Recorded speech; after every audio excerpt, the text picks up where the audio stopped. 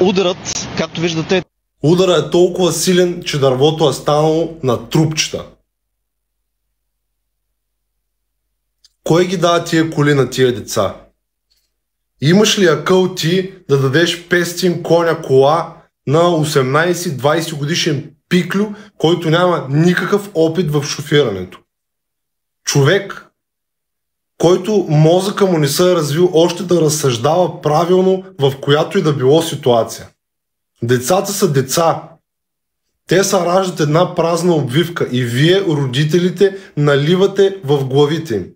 Какво наливате, какво се получава от тях, вината е ваша. Никой друг не е виновен. Нито училището е виновно, нито навън обществото какво е, нито институциите, никой. Само и единствено родителите са виновни. Това е. Ако детето ви е наркоман, ако детето ви е момиче и е от онази другата професия или OnlyFans, вие сте виновни. Вие. Защо? Вашия син, който не се справя добре в училище и прави глупости, и пуши цигари, и взима наркотици, и диша балони и играе по цял ден на компютъра, пък в другия случай, защо има и връстници, които не го правят? Защо? Защото има родители, които знаят как да се възпитават децата. Трябва да има закон. Не може един 15 годишен да ме обикаля вънка по улица с 45 кила питбул, дето не мога да го контролира, или да ми кара кола, дето е 6 коня, дето той няма как да може да я кара. Ти не си състезател.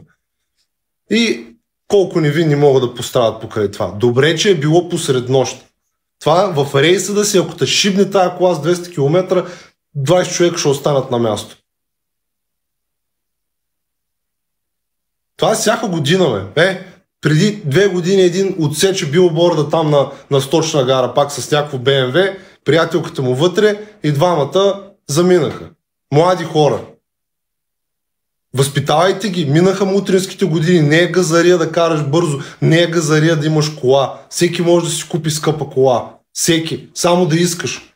Утре отиваш, дърпаш 100 бона, купуваш си панамера и си голям газар и плащаш по 300 лева, по 400 на месец. И се кефиш. Ма какво от това? Как се кефиш, като не съществуваш вече? Качва се на разделителната мантинела и